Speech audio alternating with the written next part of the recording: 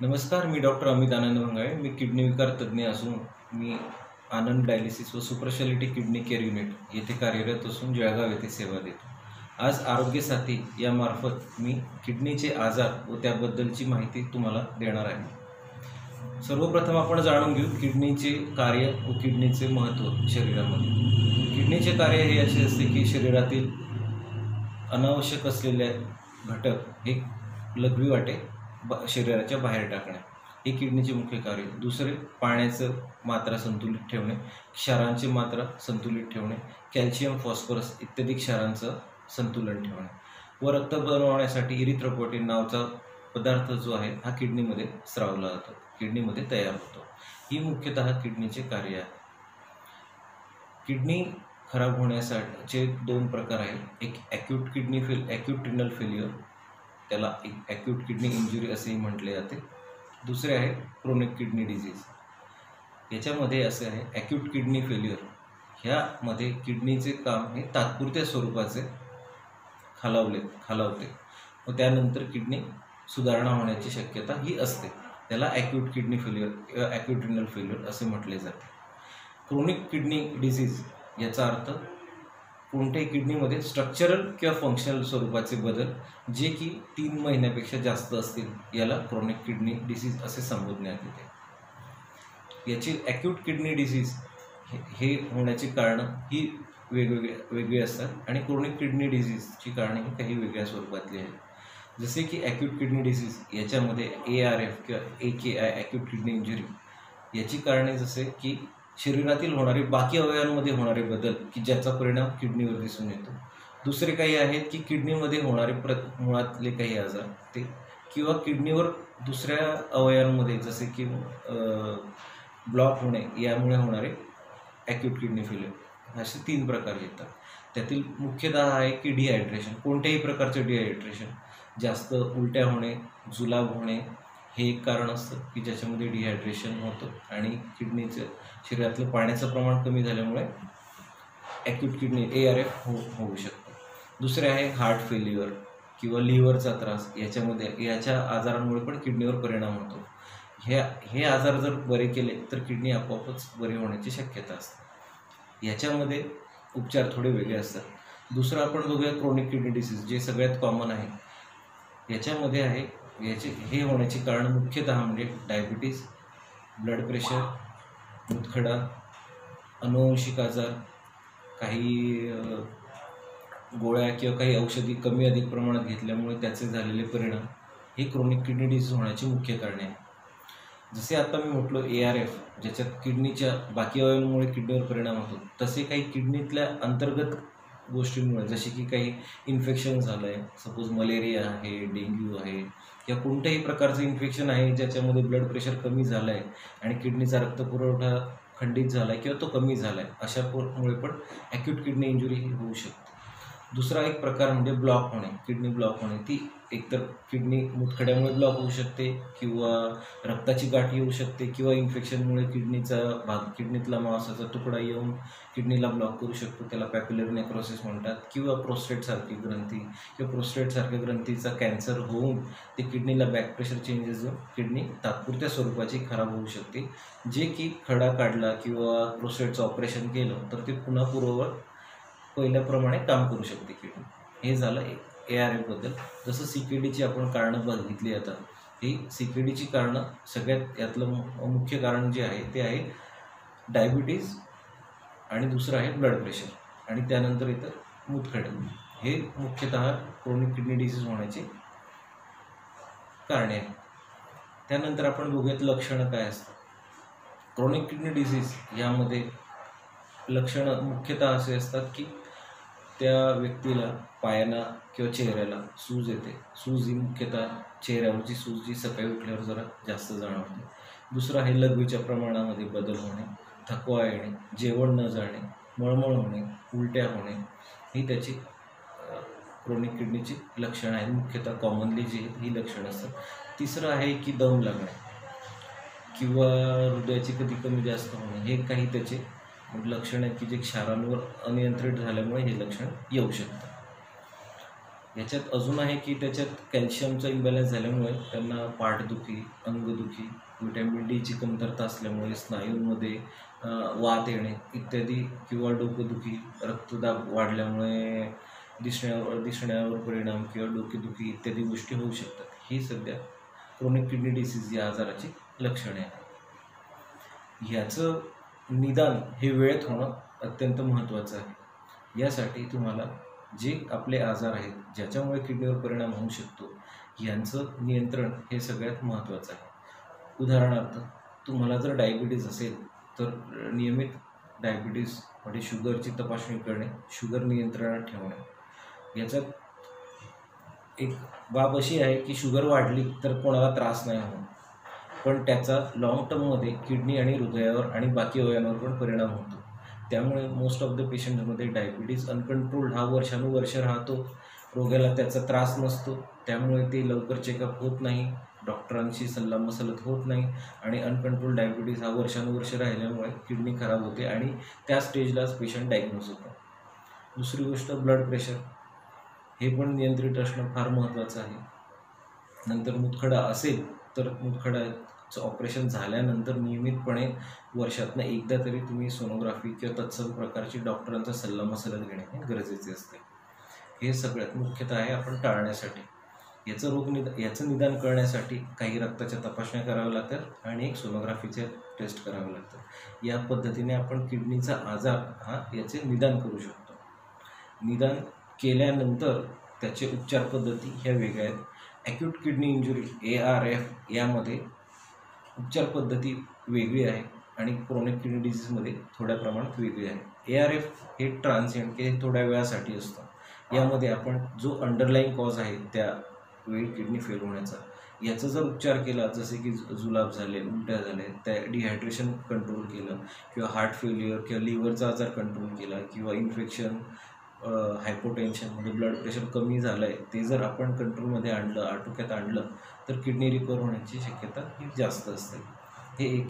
यामध्ये सुद्धा डायलिसिस हे लागू शकतं. दुसरं आहे क्रोनिक किडनी डिसीज. यामध्ये आपल्याला कॅल्शियमची कमतरता भरून काढणे, रक्ताल्पता असते म्हणजे हिमोग्लोबिन कमी असतं, हिमोग्लोबिन वाढवण्यासाठी गोळ्या आणि इंजेक्शन देणे, या प्रकारचे, सोबत ब्लड प्रेशर कंट्रोल करण्यासाठी काही औषधं, तसेच शुगर कंट्रोल करण्यासाठी काही गोळ्या आपल्याला बंद करून पेशंटला इन्शुलिनवर घ्यावं लागतं. कारण गोळ्या या जास्त प्रमाणात घेतल्या तर त्याच्याने साखर कमी होण्याचा धोका असतो. त्यामुळे आपल्याला क्रोनिक किडनी डिसीजच्या पेशंटला इन्शुलिन देणे हे गरजेचे असते.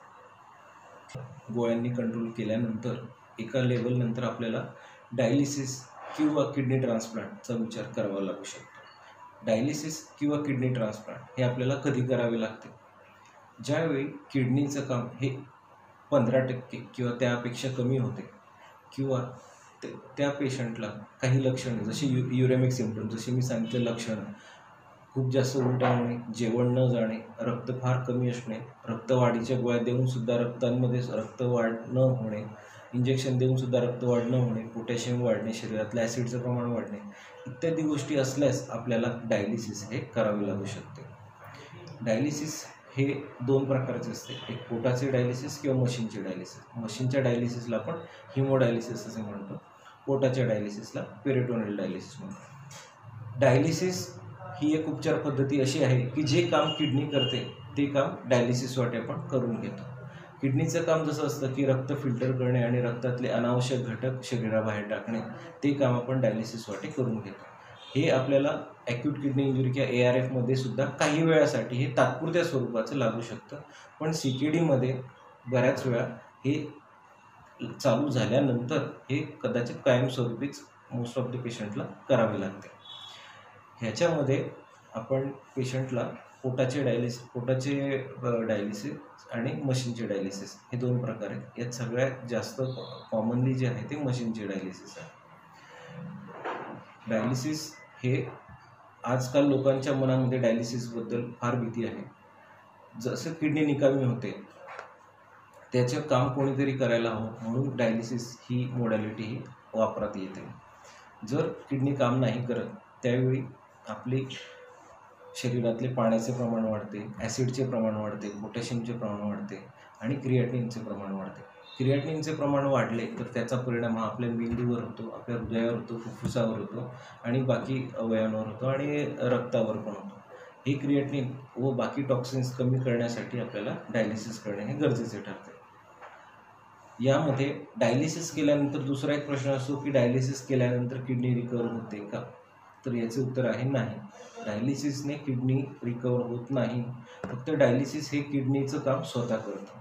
त्यामुळे ते आपल्याला रेग्युलर बेसिसवर करून घेणं हे गरजेचं असतं.